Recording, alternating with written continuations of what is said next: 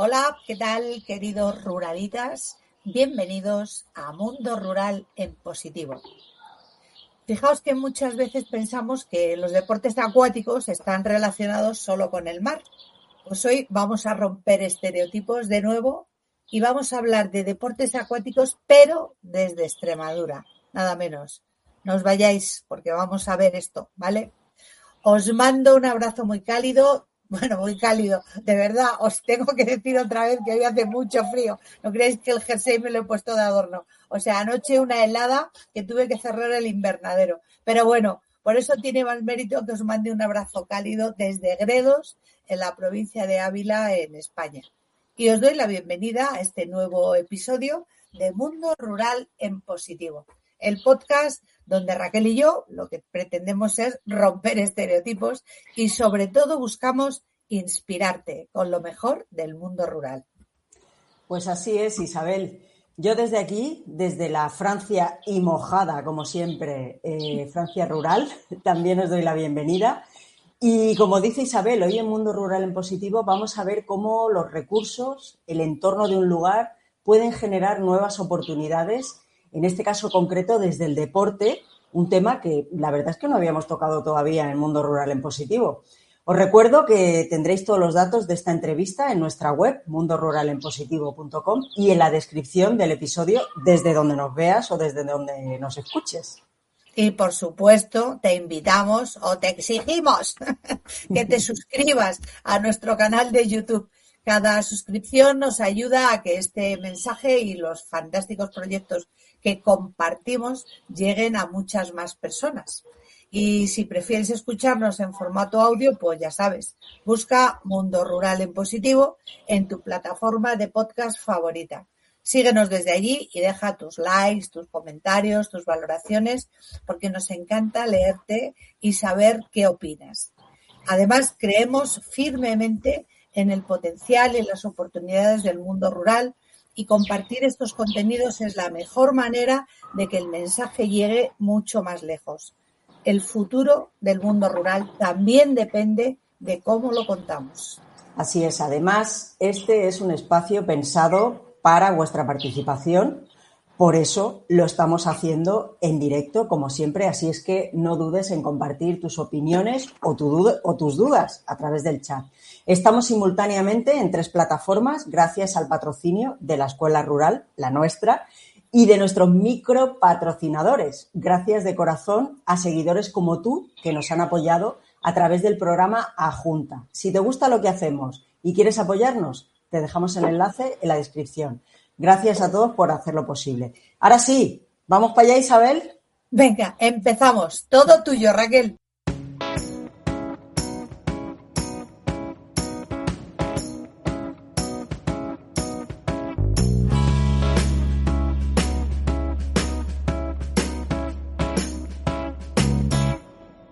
Pues hoy vamos con una entrevista que me apetece muchísimo. Hoy nos acompaña Rafa Ortiz, un hombre muy vinculado al agua y al deporte desde hace años.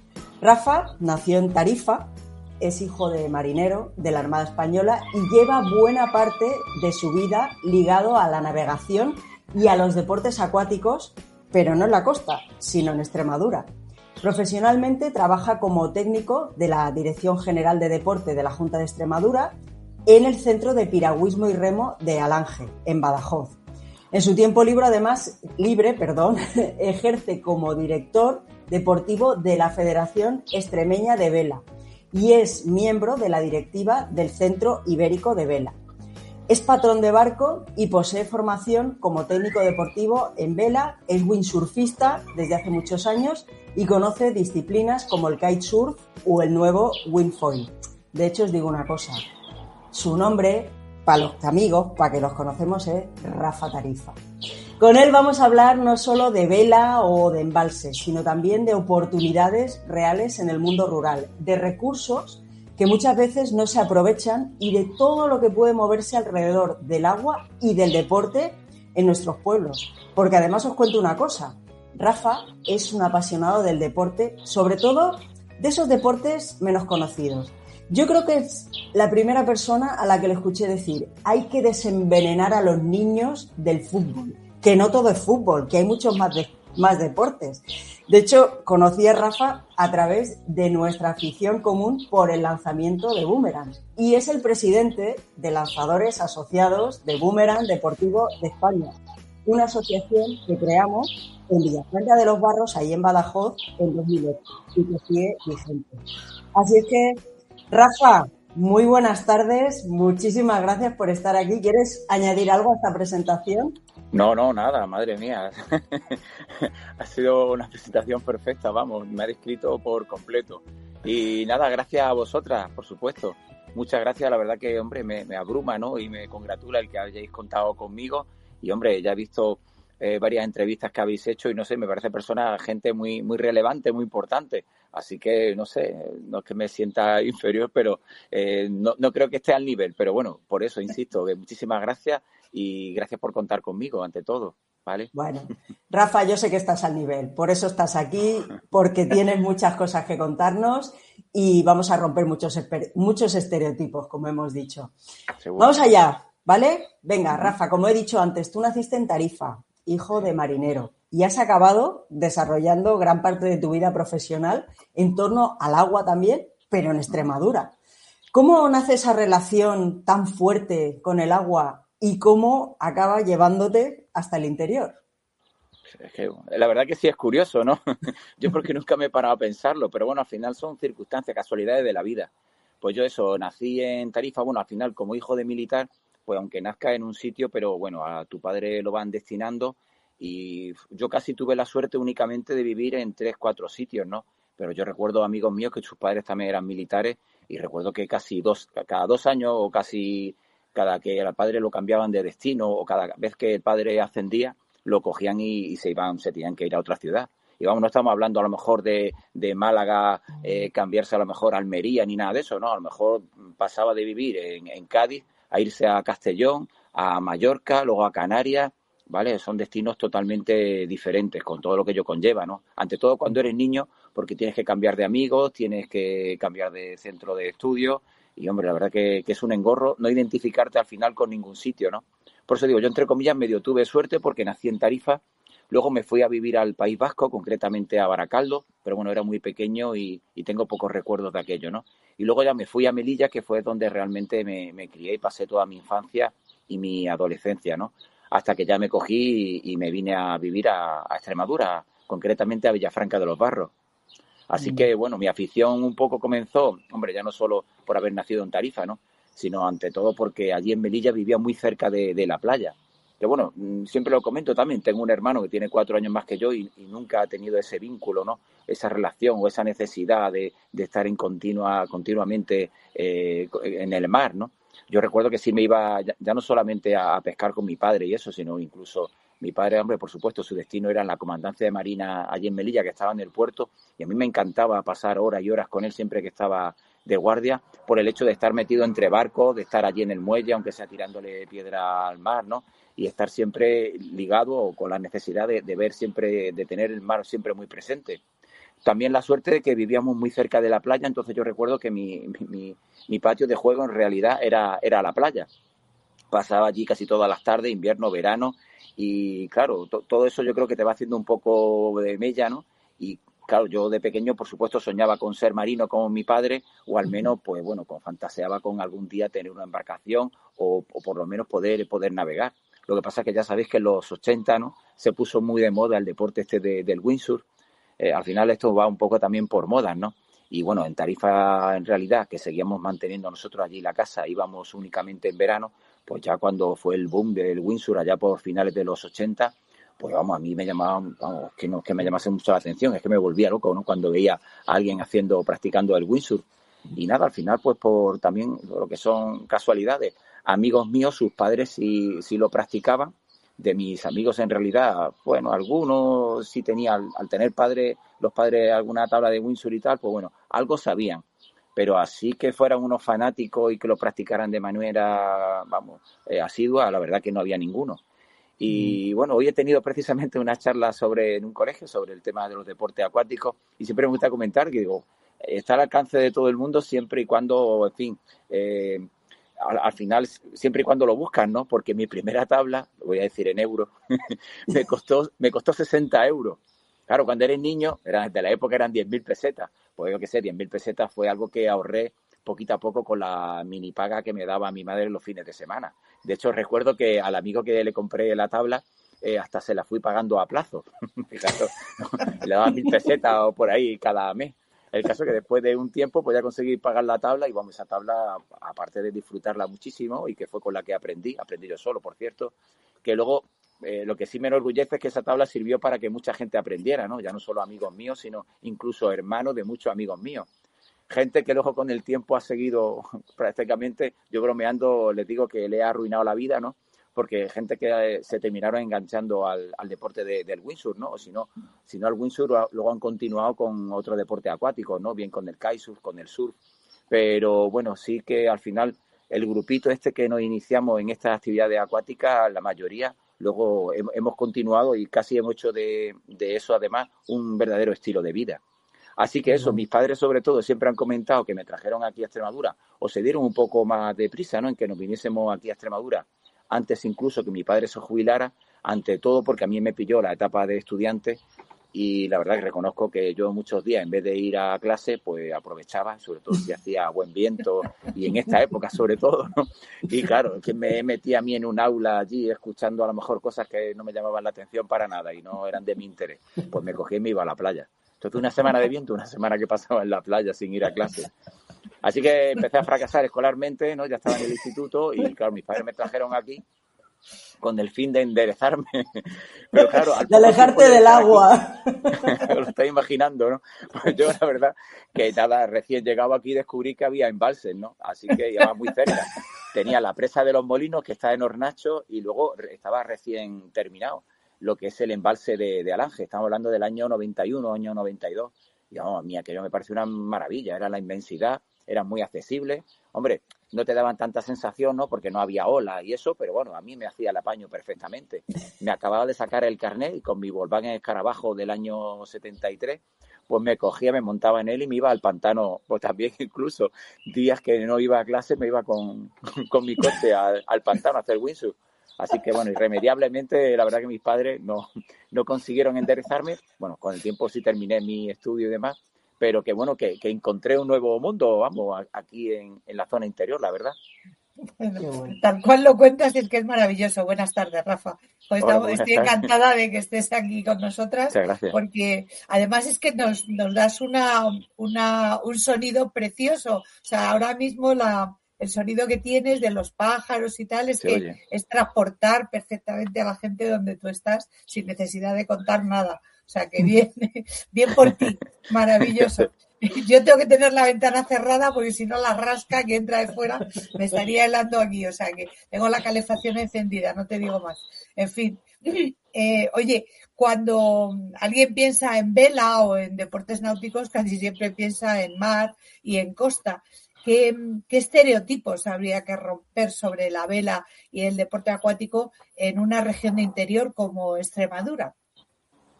Pues yo empezando porque sobre todo para lo que es la iniciación precisamente en estos deportes, siempre lo comento, digo, estamos muy equivocados, ¿no? Muchos amigos míos dicen, sí, he ido este verano, me he acordado de ti porque este verano he ido a Tarifa y dice, y he hecho un curso de iniciación al kitesurf allí precisamente, que por cierto hacía mucho viento y un día no pude, otro día me tuvieron que rescatar, me fui muy lejos y me parece un error porque precisamente además para la iniciación deportiva lo más adecuado es un embalse, ya que no tenemos ningún riesgo, bueno, o es prácticamente ínfimo, ¿no? El riesgo, el peligro que podemos correr en un embalse, debido a que aunque tú derives, aunque se te rompa algo de material y no puedas volver, pues nada, como mucho vas a aparecer en la otra orilla. O sea que en un momento dado podrías venir perfectamente andando, ¿vale? Bordeando el embalse. No tiene peligro, no tiene riesgo ninguno. Aunque si bien es cierto que cuando sube muchísimo el viento, aunque sea un embalse, pero también se levantan olas, ¿no? Uno puede ir también a mucha velocidad y ser un deporte extremo y radical. Pero lo veo muchísimo más seguro y mucho más accesible, por supuesto. Porque algo, por ejemplo, que mis compañeros de por aquí que navegan, ellos lo ven como algo normal. Pero vamos, a mí me consta ya que ni siquiera en Marruecos tienen la opción, por ejemplo, algo tan sencillo como, debido a la cantidad de material que debemos transportar, pues de ir incluso con el vehículo. Vamos, nosotros es que cuando vamos aquí a navegar a cualquier pantano, bajamos con el coche y lo ponemos como los pescadores. Vamos, prácticamente metemos el coche en el agua, con lo A cual hay pie una de obra. comodidad. Sí, sí, sí. Una comodidad increíble. Y eso en una playa es imposible, ¿no? Una playa, como mucho, playas que hay más accesibles, pues bueno, pues tienes que aparcar en el parking, a lo mejor ya zona full. Si es verano, olvídate. Tienes que aparcar muy lejos y ahora ponte a transportar todo ese material. Así que, por ejemplo, es uno de los hándicaps que aquí no tenemos, ¿no? Aparte, como yo digo, ante todo lo que pongo en valor es la facilidad, ¿no? La facilidad, los buenos accesos que hay y hoy día, por suerte, también la calidad del agua, ¿no? Siempre se ha tenido el concepto de los embalses que, vamos, que si huelen a cieno, que si... Es más, este año con todo lo que ha llovido, hay embalses por aquí que tienen una calidad de agua extrema, ¿no? Agua cristalina y además cada vez los tienen en mejores condiciones, mucho más preparados. Precisamente ayer salía la noticia que en Extremadura vuelve a tener este año en concreto son 9 banderas azules, ¿no? Las que tenemos y una de ellas además es muy curiosa, el caso de Orellana, que además también tiene bandera azul el puerto deportivo. Dicen que es el único puerto deportivo de interior aquí en España que tiene bandera azul. Con lo Qué cual, bueno. imaginaos, ¿no? Que las banderas azules tampoco las regalan, ¿no? El sitio tiene que reunir una serie de requisitos en cuanto a calidad del agua, accesibilidad, limpieza y todas estas cosas. Y en este caso, pues bueno, todos estos lugares de aquí de Extremadura lo tienen. Así que, bueno, a mí ya no solamente poner Extremadura en valor, ¿no? Y que sea un referente a nivel nacional, sino pongo mucho en valor, pues que también poco a poco, ¿no? Se han ido mejorando y ante todo los ayuntamientos, los municipios, las diputaciones, la propia Junta de Extremadura ha ido invirtiendo para que así sea, ¿no? Así que, Pues, bueno, a lo mejor es el modelo que tienen que seguir en otros sitios, ¿no? Que a lo mejor lo tienen un poco descuidado. Al final un embalse no deja más que ser un sitio para acumular agua, bien para el riego, para consumo humano y poco más, cuando en realidad, yo siempre lo digo sobre todo donde trabajo, ¿no? En la Alange, digo, si es que prácticamente allí, bueno, la Alange en cualquier embalse, ¿no? Debido a que aquí el clima es bastante benigno, como sabéis, ¿no? Hombre, en invierno también hace fresquete y tal, pero bueno, lo habitual, fijaos, ¿no? Que hace un clima estupendo. Ya hace un rato, bueno, puede que ahora dentro de un rato me bañe, ¿no? Qué Porque la bueno. verdad que el tiempo acompaña. Me ha Qué sorprendido lo que has envidia, macho. comentado, que estás en Gredos, que en realidad tampoco Claro, estás tan lejos y que estás claro. muerta de frío.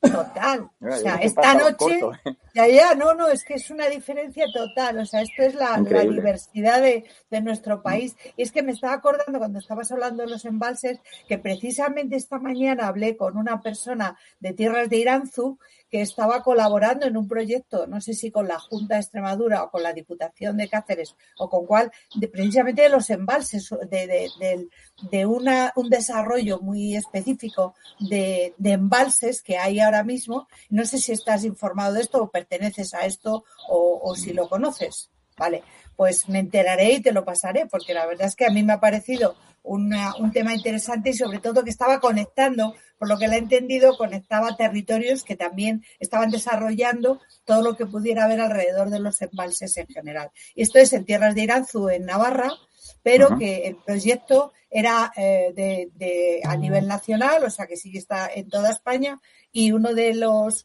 socios es, por lo visto, no sé si la Junta de Extremadura o la Diputación de Cáceres. Realmente no me he enterado, pero me enteraré y te diré, ¿vale? Gracias, Vale. perdona, quería hacer este apunte únicamente. No, me Todo parece yo. fantástico. Bueno, no soy conocedor, hombre. Imagino que proyectos de eso y sinergias de ese tipo existirán. Pero de momento, la verdad que aquí suele pasar incluso en muchas localidades. Esto ya un día tuve ocasión de comentar con Raquel, ¿no? Lo de que no se explota, ¿no? Desde mi punto de vista, ¿no?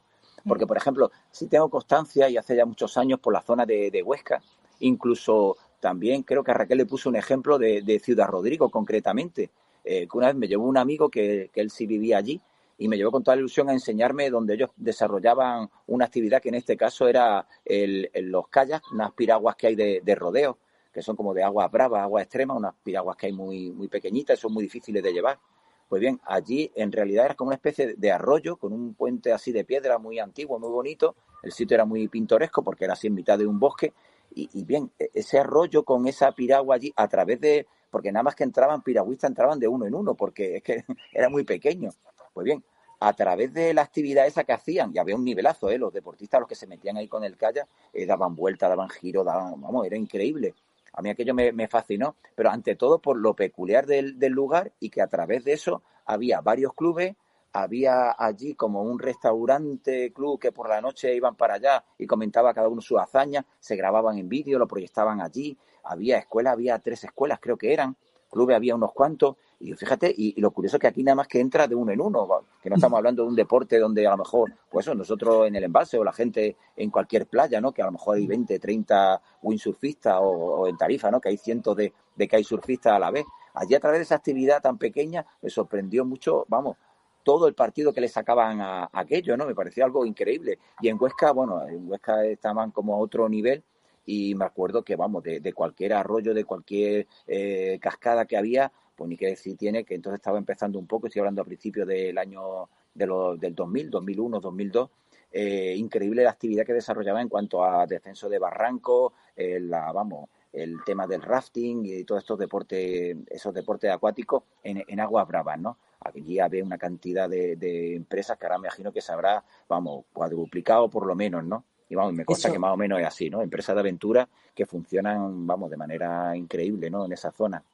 Eso es cierto, Rafa. En Huesca, en Lleida, en el Pirineo de Lérida también hay muchísimas empresas que se dedican a esto.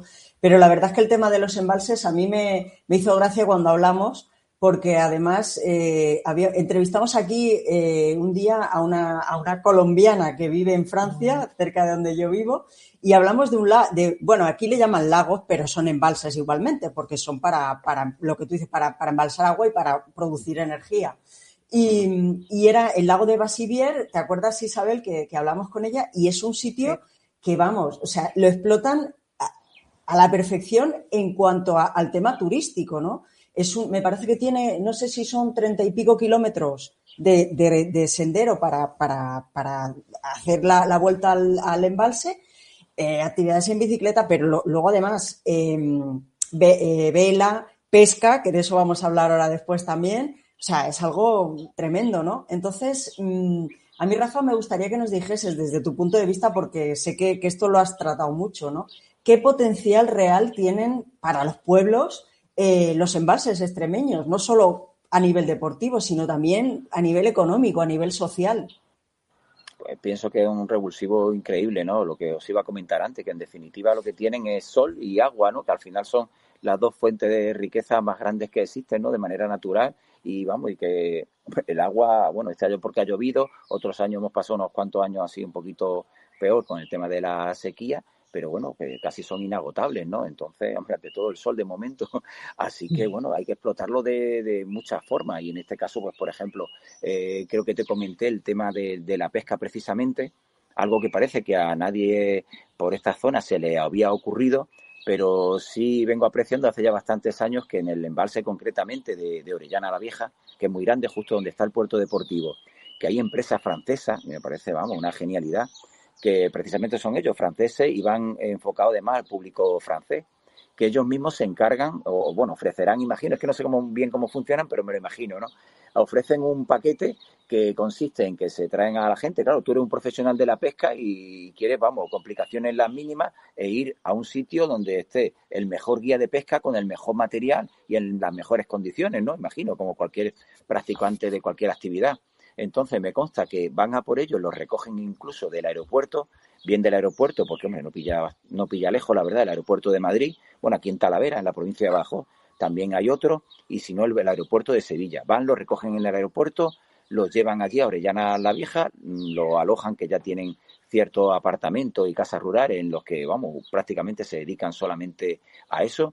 Y luego, pues nada, desde muy temprano, ¿no? Yo me consta por las veces que voy allí a dar clase, prácticamente no ha amanecido y ya están ellos, vamos, que se van y se meten. Eso sí, las embarcaciones son una verdadera pasada, ¿vale?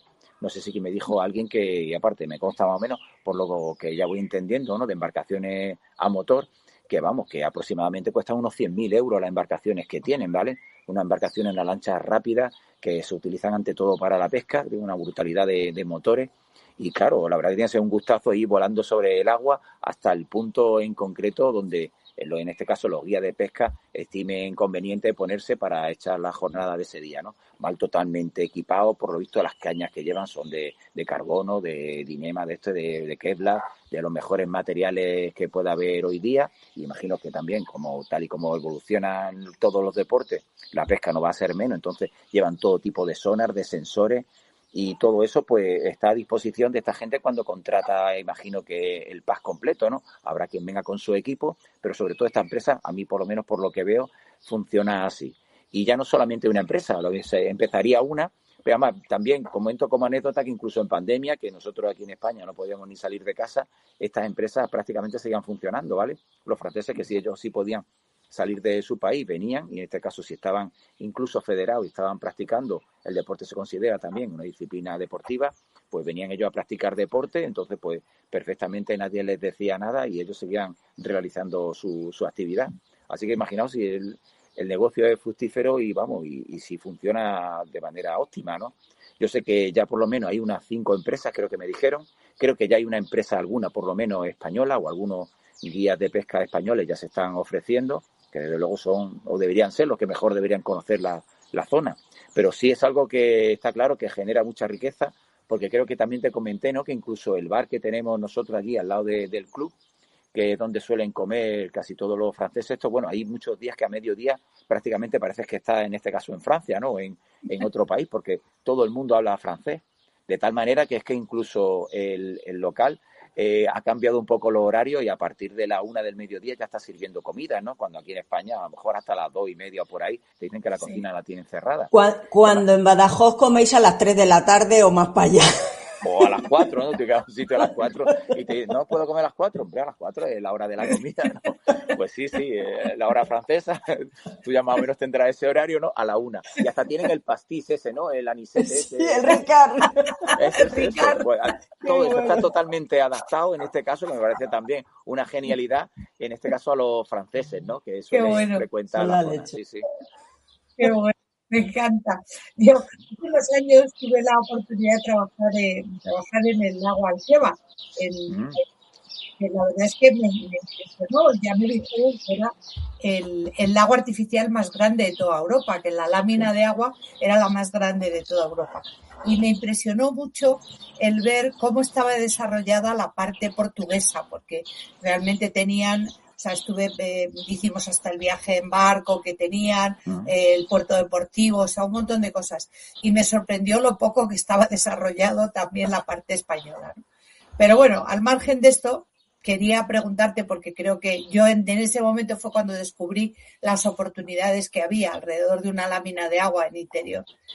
Si un emprendedor estuviera pensando en un entorno rural con agua cerca, ¿qué oportunidades reales las estabas apuntando un poco con esta empresa que estabas diciendo de pesca? Pero ¿qué otras oportunidades reales ves tú hoy alrededor de una lámina de agua, de un embalse? Pues pienso que, por ejemplo, el ejemplo que has puesto precisamente, casi lo iba a comentar, ¿no? El tema lleva precisamente en esa zona. Es que efectivamente así hay un contraste grandísimo. Imagino que estarías por Montsaraz, ¿no? Sí. Así es. Y fíjate, en Montsaraz hay una playa artificial que por lo visto estuvieron trayendo arena precisamente de la playa de Caparica, muy famosa allí en Portugal, una playa de esta de arena blanca, y estuvieron, creo que, durante un invierno, venga a traer tráiler, hasta tal punto que han creado allí una playa de arena fina, de esta dorada, en este caso de arena de verdad, arena de la playa, ¿vale? De tal forma que han creado allí, un sitio que es una verdadera maravilla, ¿no? Hay en algunos sitios hay césped plantado, hay merendero y tal, y se crea allí, también tienen un puerto deportivo, y entonces contrasta mucho, como dices, ¿no?, la zona portuguesa, que han invertido y han creado esas zonas de recreo, aunque sean artificiales, y luego por contra vas a la orilla de enfrente y está la zona española, que incluso me han llegado a comentar que en su día, cuando a zona de esa parte, que incluso tanto portuguesa como española, que no estaban inundadas, que no se llegaron a inundar por el tema de las presas que pusieron, a mitad de camino, en este caso por la zona donde pasa el Guadiana, el río Guadiana, pues dicen que los portugueses sí lo tuvieron previsto, eso no sé si fue en los 80 o algo así, por esa zona, por esa época, que los portugueses, con vista a si algún día hacían algo de navegación o actividades recreativas, ellos sí vieron a bien el ir cogiendo, sobre todo en esa zona, lo que había mucha encina, alcornoque, algunos olivos ya bastante viejos.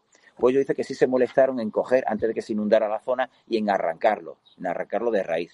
Aquí en España No se hizo. lo dejamos tal cual.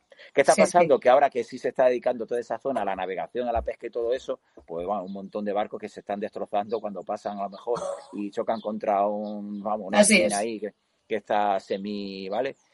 Semi enterrada o en este caso semi hundida. Así Sí. que ahora nos estamos gastando un dineral, tienen que venir ingenieros agrónomos y tal, y están valorando la posibilidad de determinadas zonas de a ver cómo van sacando, poco a poco Sacándolos. arrancando en este caso, sí, Es que arrancando la... fue todavía más sangrante, porque los portugueses, cuando empezaron con el proyecto, sí que les avisaron a las autoridades españolas y les dijeron en cada año dónde iba a llegar la cota del agua, para que ellos tuvieran a bien el entender que esa zona iba a ser inundada y de esa manera la pudieran preparar. Pero es que no se lo creyeron, no creyeron que vale. iba a ser verdad.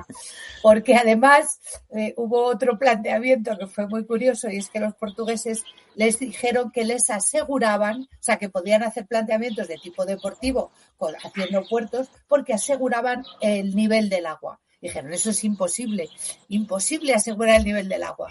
Y dijeron, no, es que nosotros vamos a hacer otro embalse más abajo, y cuando el nivel del de arriba baje, vamos a subir agua para que siempre sea el mismo nivel, de tal manera que no pase como en España, cuando no hay agua, plaf, los pantalanes están abajo y los barcos por allí en el fango, ¿no?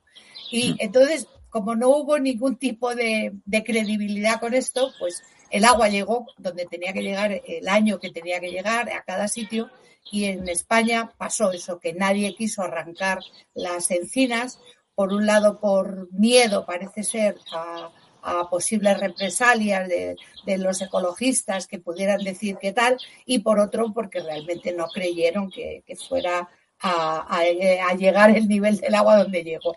Y al final lo que ha pasado es eso, que no se puede desarrollar. Intentaron con unos buzos sacar aquello, pero era tan carísimo y tan descomunal que fue imposible, vamos. Y la realidad es que ahora, pues la parte española tiene dificultades para desarrollar todo lo que es la parte deportiva por esto, porque debajo hay un montón de encinas y de alcornoques que impiden la navegación.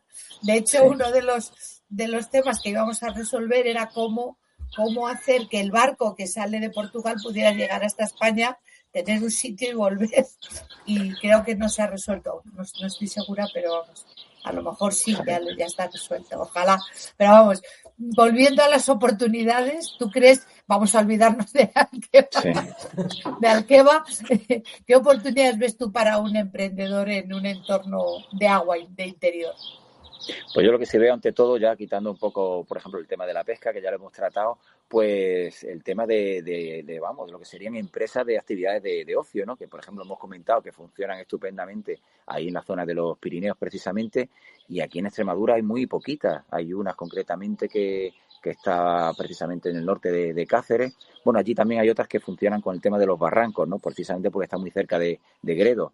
Pero por lo que es la provincia de Badajoz hay muy pocas, y más o menos funcionan, pero porque tienen que funcionar, no porque hagan una correcta inversión, no porque tengan monitores altamente cualificados, no porque inviertan en material, no porque tengan material a la última, no, funcionan al final porque están ellos y solamente ellos. Pero vamos, puedo decir que, por ejemplo, en Alange solamente hay una empresa. Por ejemplo, en la zona de Alqueva es que solamente hay un chico que da clases de kitesurf y de manera itinerante, pero allí, si acaso, hay una localidad que es Barcarrota, que también hay un pequeño complejo ahí de actividades de ocio más enfocado a nivel escolar y eso, pero poco más. Entonces yo pienso que es un terreno que aquí está muy por explotar todavía, ¿no? El tema del turismo de ocio y empresas, eso, de actividades de aventura, ¿no? Qué tela. Además siempre es lo que pasa, ¿no? Que luego vienen de fuera. Me comentabas incluso, Rafa, que hay mucha gente, a ver, tenéis lo que dices, muy buen clima, terreno, casas por allí, y que viene mucha gente también extranjera y a comprar, ¿no? Directamente. Sí. Y precisamente, yo no sé por qué, lo que acabamos de comentar, esa a veces parece que haya fobia al agua, ¿no? En España. Yo recuerdo cuando era muy joven, la primera vez que salí a Europa, y yo veía, en Ámsterdam ya ni te cuento, ¿no? Aquellos canales, o sea, la gente vive de cara al agua, pero es igual, Sí. en Francia también.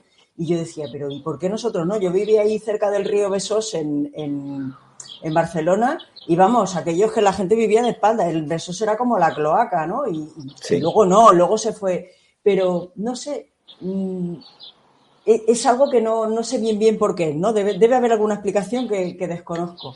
Pero bueno, en cualquier caso, Rafa, ¿tú crees que los pueblos, los ayuntamientos, sus habitantes tienen en cuenta realmente las oportunidades que puede ofrecer tener, como decís, una lámina de agua, un embalse, un río, o que realmente viven de espaldas a ellos, como me has comentado también muchas veces? Pues, aunque algunos se enfade conmigo, yo creo que no son conscientes, empezando porque, hombre, es lógico y normal que, bueno, si no hay tradición marinera, no hay tradición de deporte acuático, de actividades acuáticas, pues entonces os puedo decir que las localidades estas cercanas, ¿no? O que tienen un embalse, le importa más el equipo de fútbol local, ¿no? Que está en tercera división, no sé, que realmente el decir, pues a ver si hacemos un club de piragüismo, ¿no? Ya que tenemos aquí, jolín, que en piragüismo también, aquí en Extremadura, pues hay un club en Mérida, ¿no? Que es muy puntero y demás, pues decir, oye, pues qué interesante, vamos a hacer, ya que tenemos el embalse, ¿no? Pues digo, de piragüismo, como puede ser, pues, efectivamente, de vela, de cualquier otro deporte acuático, de natación, de agua abierta, pues venga, pues también, si es que lo tenemos, es que no tienes que invertir nada, está aquí, ¿no? Pues no lo ven. No lo ven, al igual que, como bien has comentado, sigo insistiendo en que he puesto el ejemplo de muchas localidades de aquí que, concretamente de Naranjo, vamos, que casi todas las viviendas te llama mucho la atención, que el salón lo tienen mirando para la carretera, cuando la parte de atrás, donde tienen las cuadras, ¿no? Está la cochera, esas cosas, ahí está el embalse, ¿vale? Pero esa es la parte de atrás. Pero también puedo decir que eso ha pasado también en España. Yo recuerdo cuando era pequeño, precisamente en Melilla, que os he dicho que yo vivía muy cerca de la playa, amigos míos que vivían precisamente ahí pegando al mar, eran familias humildes, era familia de pescadores. Luego todo ese concepto yo creo que a nosotros nos ha ido cambiando también con el tiempo, ¿no? Que pasaba también en ciudades de costa, ¿no? Que quien vivía cerca de la playa pues era, bueno, pues gente así más humilde y eso. Realmente luego la gente bien vivía en el centro de la ciudad, ¿no? Eso yo creo que ha cambiado ahora cuando realmente tener tu chalecito, tu casa o tu piso de lujo pegando al mar, ¿no? Con vista al mar, ahora es cuando empezamos a valorarlo, pero antes era un infierno tener una casa cerca del mar porque salpicaba, los cristales se te ponían perdidos de salitre, todas esas cosas, ¿no? Todo lo que suponía.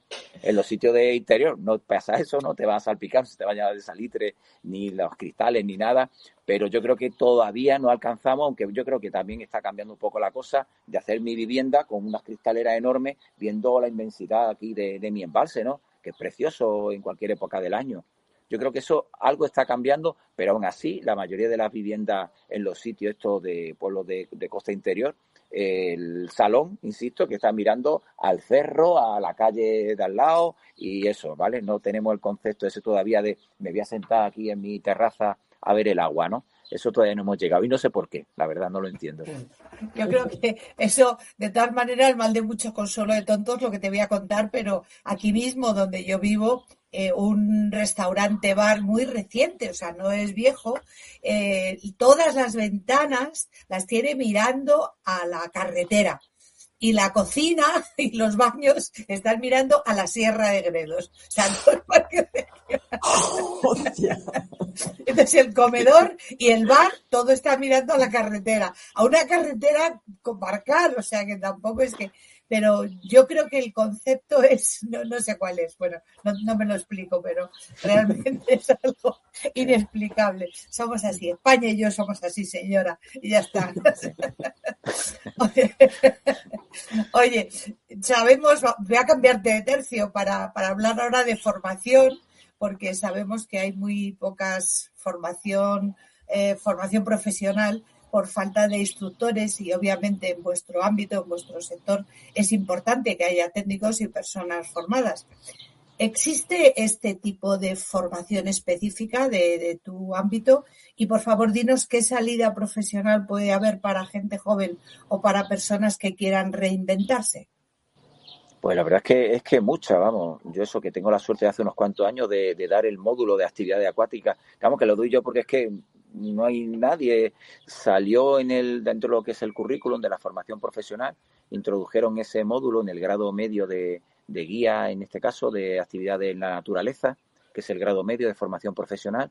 Pero claro, yo creo que ni siquiera el Ministerio tuvo en cuenta de si había personas aquí a nivel nacional, personas con la cualificación y con la formación para poder impartir esa asignatura. Así que, claro, todos los centros de formación profesional, por lo menos de por aquí, de la región, se pusieron como locos a buscar a alguien. Porque, claro, cualquier profesor de educación física, aunque tuviera conocimiento, ¿no?, de los deportes acuáticos en este caso, necesitaría la titulación concreta, ¿no? Ya no solamente de deporte acuático, sino cualquier actividad también, aunque sea, por ejemplo, escalada, piragüismo, cualquier actividad de ese tipo, son consideradas deportes de riesgo y hoy día, vamos, a nivel nacional, tanto a nivel, vamos, de muchas comunidades, existe ya una ley del deporte por la cual sí viene recogido que una persona para impartir ese tipo de contenido y, ante todo, ese tipo de actividades para poder desarrollarlas, tiene que tener la titulación, exigida, en este caso, una titulación concreta que te habilite para poder ejercer como técnico, ¿no? Así que también España en este caso también ha hecho los deberes y por lo menos todo este tipo de titulaciones ya por ejemplo, hubo un periodo transitorio, pero ya, por ejemplo, son enseñanzas, se llaman EDRE, enseñanzas de régimen especial. Y ya, por ejemplo, puedo decir que hombre, es un adelanto el que las titulaciones en este caso son 3 niveles, ¿no? Con el nivel inicial únicamente te habilita como para poder dar clase a nivel de club, de enseñanza, de iniciación.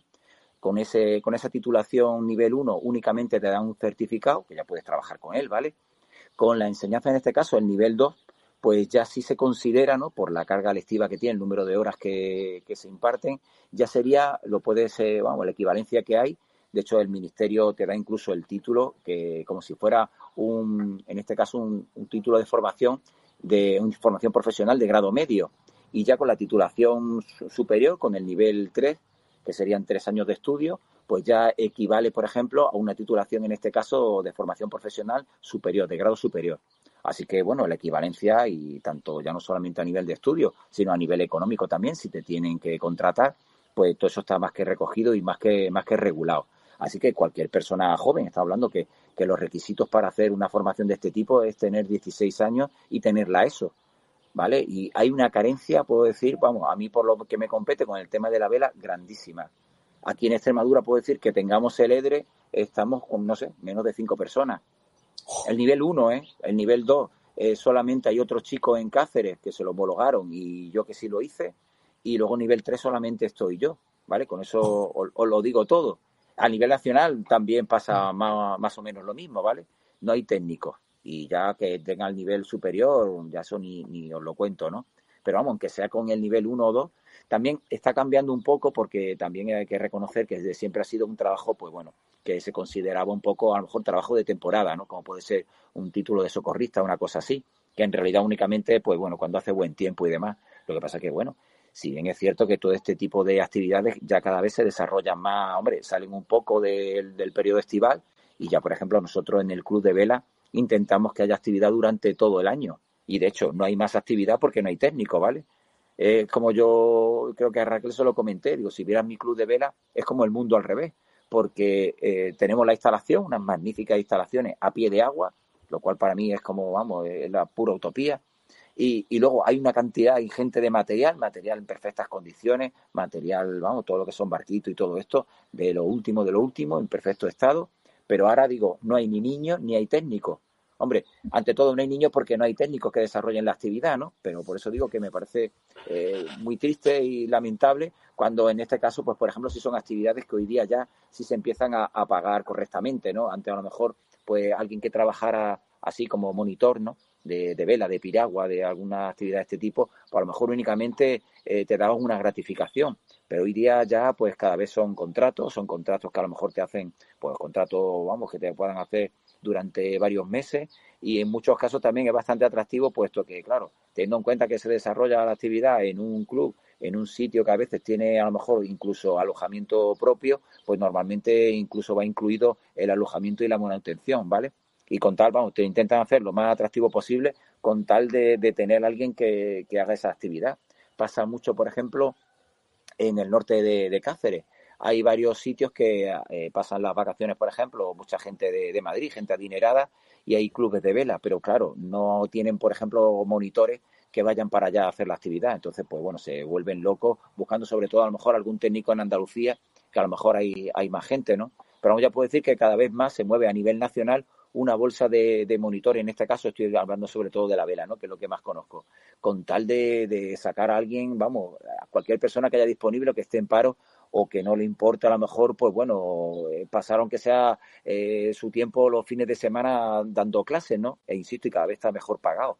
Así que yo, por ejemplo, a mis alumnos de formación profesional le insisto muchísimo en que ya no solamente con el grado medio ese que están haciendo, lo cual lo habilita para ser guía en el medio acuático, ¿no? Y en otras actividades como el tema ecuestre y temas de escalada y de actividad en la naturaleza, y como guías de bicicleta también, sino sobre todo en el medio acuático, que si te profesionaliza un poquito, te va sacando las titulaciones, además, que bueno, que pasa una cosa muy curiosa, que incluso la titulación esta que comento, ¿no?, de entrenador de vela, fijaos que con el nivel 1 te homologan y te dan el título de patrón de navegación básica, el PNB famoso, el cual te habilita para llevar embarcaciones de hasta, ¿cuánto era? Hasta 8 metros de eslora y de no sé cuánta potencia y no sé cuántas millas, que no me lo sé de memoria, ¿vale?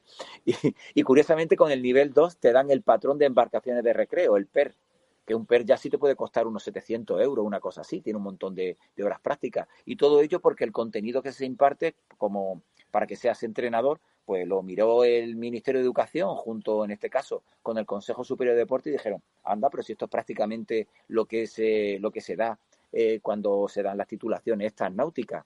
Y también me parece bastante lógico, puesto que se supone que un entrenador, bien de vela, de piragua y todo esto, tiene que ir a lo mejor en una embarcación de auxilio, ¿no? Una embarcación auxiliar, siempre acompañando en este caso a los deportistas o a las personas que están realizando esa actividad. Así que fijaos, hasta ese punto también se ha evolucionado, lo cual es bastante interesante. Ya no solamente puede ser incluso una vía de decir, a ver, un título esto de patrón me cuesta 500, 600 euros y a lo mejor el título de entrenador me cuesta 300. Pues mira, aunque eche unas cuantas horas más, pues me saco el título que ya tengo un título para trabajar como técnico deportivo y aparte pues tengo el título, el patrón de navegación básica, por ejemplo.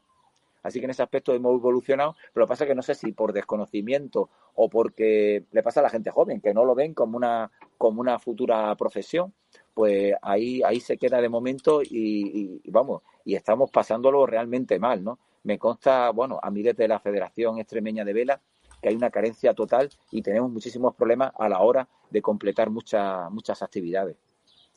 Fíjate que estamos realmente... Yo por eso quería que hablásemos hoy de esto, porque lo habíamos hablado tú y yo, Rafa, y porque Sí. dices, ostras, mucha gente está ahí diciendo, ¿y qué hago? Y me gustaría irme al rural, ¿y qué podría hacer? Pues tú imagínate la de oportunidades que hay. Además, me imagino que lo que tú dices, o sea, por lo que tú me has contado, ¿no? El centro este que tenéis ahí en Alange está equipadísimo y no hay nadie. Seguramente va alguien con un proyecto con cara y ojos y le dicen, venga, va, tira. Porque es que es así, cuando a lo mejor en otro sitio le costaría horrores y burocracia. O sea, que yo creo que es algo que, no sé, O lo que nos fastidiaría mucho, ¿no? Que son muy español, el que venga a lo mejor unos cuantos franceses o italianos y lo monten ellos, ¿no? Exacto. Mira esto, nos vienen aquí a haberlo montado Coño, tú, hacerlo ¿no? vosotros, Claro. Sí, Es que sí. así, sí. Sí, no, es que, en fin. Oye, Rafa, voy a hacerte ya una última pregunta así en plan global, no solo del tema náutico, porque tú has estado vinculado a todo tipo de deporte también en Extremadura. ¿Tú qué crees que no estamos sabiendo ver todavía en el mundo rural cuando hablamos de agua, como hemos dicho en este caso, pero de deporte y de territorio? ¿Qué nos estamos perdiendo todavía? ¿Por qué el deporte es algo importante hoy en día para el mundo rural? La verdad es que es un revulsivo grandísimo, ante todo, porque, bueno, sería un poco una mezcla de todo, ¿no? Ya no solamente mezclar la actividad deportiva, pero sí mezclarlo, por ejemplo, con el turismo, con poner en valor, por ejemplo, todo lo que tenemos. Acuérdate un poco los campeonatos de boomerang que hacíamos, yo sí lo hacía siempre con la intención de mostrar, por ejemplo, en este caso, a los que veníais de fuera, ¿no? El tema de, jolín, del patrimonio, ¿no? Que teníamos aquí, ¿no? Los pueblecitos estos, acuérdate, de Hornacho, Hornachos. Hinojosa del Valle, todos estos pueblos tan pequeños que la Puebla de la Reina, ¿no? Que ni lo, a lo mejor hay gente por aquí, te voy a decir de Extremadura, de la provincia de Badajoz que nunca ha pasado por allí o no los conoce, ¿no? Entonces, pues bueno, era un poco el enfoque que yo le quería dar. Fíjate que en aquella época era dinamizador deportivo. La figura de dinamizador deportivo, eso, vamos, únicamente lo conozco aquí en Extremadura. Nos contrata no directamente la Junta de Extremadura, pero sí a través de las mancomunidades. Las mancomunidades son, bueno, al final, agrupaciones de pequeñas localidades de menos de 20.000 habitantes que se juntan en este caso. A lo mejor algunas tienen como otro fin, pero bueno, en un principio casi cuando se crearon fue prácticamente a través del programa de dinamización deportiva. Entonces, de tal manera que ahí había localidades de menos de incluso de 1.000 habitantes que, claro, que a lo mejor no tenían dinero para contratar a una persona que fuera allí a hacer deporte. Pero claro, si solamente tenían que pagar una mínima parte y ya se podían beneficiar de ese, en este caso, ese técnico que iba allí a darles clases de gimnasia, de deporte a los niños y muchas más actividades, pues la verdad que así sí, ¿no? Así sí, gracias a eso, muchas localidades pues no perdían esa oportunidad y tenían, pues bueno, gozaban de los beneficios de tener un técnico deportivo, a lo mejor, hombre, no en exclusividad para ellos, pero sí que fuera varios días a la semana. Pues entonces, mi etapa como dinamizador deportivo, yo quise ir un poco más allá y, por ejemplo, uno de mis proyectos fue ese, ¿no? Los campeonatos de boomerang, que, en fin, que era una forma de mezclar deporte con turismo, con disfrutar un poco del patrimonio, un poco todo, ¿no? También, acuérdate también que se le daba un giro de tuerca y con el tema de los talleres, ¿no? Con tal también de hacer partícipe a todo el mundo, ¿no? No hacer algo exclusivo, que quien fuera para allá fuera únicamente como mero espectador, sino que también participara en ello, ¿no? Pero bueno, yo creo que iría un poco por la línea esa, ¿no? De intentar poner en valor, por supuesto, lo que tenemos, sea lo que sea una localidad con embalse o sin él, aunque sea con una sierra pequeñita o no sé, o con una dehesa que también que ahí la tenemos. Y nosotros que como aquí prácticamente nos hemos criado con ella y parece que es algo normal, pero claro, me consta, ¿no? Que la gente que viene de fuera, simplemente, acuérdate, Raquel, el color que tiene aquí la tierra, ¿no? Que si lo abres muchas Tierra veces de en el Google barros. Maps, ve un manchurrón ahí de color rojizo y digo, ¿y aquí qué es lo que pasa? Porque está esto de color rojo. Y es la tierra, ¿no? El color de la tierra que tenemos aquí, tan característico, ¿no? Pues insisto, aquí estamos acostumbrados, pero me consta que cuando vienes por primera vez por esta zona, pues te llama muchísimo la atención, ¿no? Así que, insisto, yo creo que ahí estaría la clave, ¿no? El no solamente centrarse en una actividad en concreto, sino en mezclarlo un poco todo, ¿no? Qué bueno, me encanta porque además es que defines muy bien lo que yo defiendo, que es el modelo de turismo generativo, que se trata de eso, de trabajar con lo que ya tiene el territorio, que no hace falta inventar nada, que es sencillamente identificar ese patrimonio o ese recurso que realmente es el que define al territorio y trabajar con él. Y bueno, la lámina de agua siempre pues, está muy a mano, desde luego, para ese tipo de cosas. O sea que me encanta tu planteamiento y cómo lo abordas y la pasión con lo que cuentas, cómo lo cuentas, que es importantísimo, sin duda. Raquel y yo siempre decimos que a los entrevistados os define una cosa y es la pasión que tenéis por vuestros proyectos y desde luego tu caso es un ejemplo clarísimo. Voy a hacer un pequeño resumen de lo que hemos hablado, si te parece, porque estamos ya casi acabando, pero nos queda solamente, bueno, que luego si quieres te despides y ya está. Pero en resumen, hemos hablado, bueno, has dicho que hay que desenvenenar a los niños del fútbol, que me ha encantado lo que ha dicho Raquel en la presentación. Hemos hablado de tus múltiples mudanzas y destinos, de Baracaldo, de Melilla, de Tarifa, de Villafranca de los Barros, de tu vínculo con el agua, de la playa como tu patio de juego, de tu sueño de ser marino, de esa moda de los 80 del windsurf que te envenenó totalmente, de la mini paga para la primera tabla que la pagaste además a plazos, de los deportes de agua como tu estilo de vida o como un estilo de vida, del fracaso escolar que alimentabas precisamente por esa afición al agua, de descubrir que había embalses en el interior, de lo ideal de los embalses para iniciarse precisamente, de la facilidad de acceso a estos embalses, de la facilidad de aparcamiento y de muchas cosas que no somos conscientes, pero que a la hora de abordar un proyecto, un deporte, pues esto es importantísimo. De las 9 banderas azules de Extremadura, que esto hay que sacar pecho y decirlo, porque no son fáciles de conseguir. De Ciudad Rodrigo, como ejemplo de aprovechamiento máximo y de entusiasmo por algo tan pequeño como lo que tienen y, sin embargo, cómo lo aprovechan. De esas embarcaciones tan costosas para la pesca y cómo realmente te llaman la atención y lo bien organizado que lo tienen, los días de pesca y esa tecnología que tienen asociada a esta actividad. Hemos hablado de Montserrat y del lago Alqueva y de su peculiaridad, vamos a dejarlo ahí. De esas oportunidades para emprendedores rurales, de ese turismo del ocio, de vivir de espaldas al recurso del agua, que es algo que no hemos sabido todavía. Bueno, yo creo que ahora ya sí se empieza a cambiar esta mirada, de ese módulo de actividades acuáticas, de la formación profesional para esa titulación necesaria para los formadores, el EDRE, ¿vale? Del centro de Alange, que lo tiene todo, que tiene materiales de primer orden, pero a veces no tiene personas. Esto es el infierno español, cuando no hay cubo hay, ya sabes, ¿no?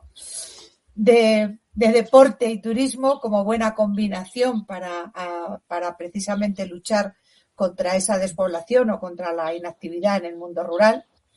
De la figura del dinamizador deportivo, que yo creo que sí, efectivamente solo existe en Extremadura. De vuestros campeonatos de boomerang que os han hecho recordar, o sea, os he visto que rejuvenecíais la cara totalmente cuando hablabais de eso, os poníais ahí nostálgicos viendo vuestro momentazo aquel. Y de una cosa que a mí también me impacta y me impresiona mucho de Extremadura, y es ese color rojo de la tierra que hace que sea tan especial y que de alguna manera te conecte tan directamente con eso. Así que, si quieres, Rafa, este es tu momento de despedirte de la audiencia, y si hay algo que se nos ha quedado en el tintero, pues decirlo ahora en este momento. Bueno, pues yo, hombre, ante todo, otra vez, mostrar mi gratitud hacia vosotras, ¿no?, por contar conmigo y, bueno, y una vez más, pues poner en valor, ¿no?, ya no solamente la región en sí, ¿no?, sino porque imagino que habrá circunstancias muy similares, ¿no?, por el resto de nuestra geografía.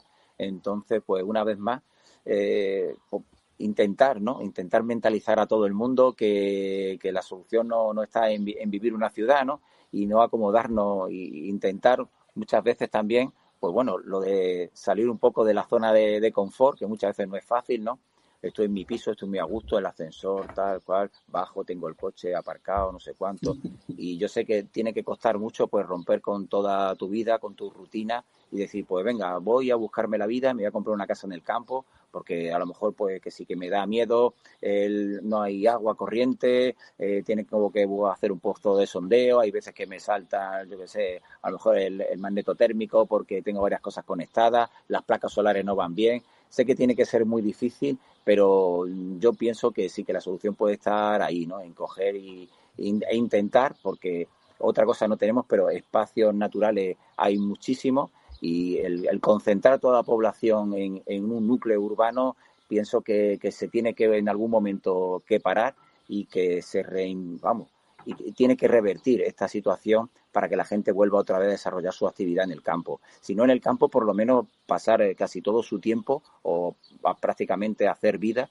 en él, ¿no? Que fue un poco también lo que hicieron mis padres, ¿no? Se compraron un terrenito, hicieron una casa y por lo menos hemos estado allí viviendo todo el tiempo que hemos podido, ¿no? O la suerte que tenemos aquí en los pueblos, o pues, aunque sean pueblos grandes, de vivir prácticamente al lado del campo, ¿no? Estamos rodeados de campos por un sitio y por otro.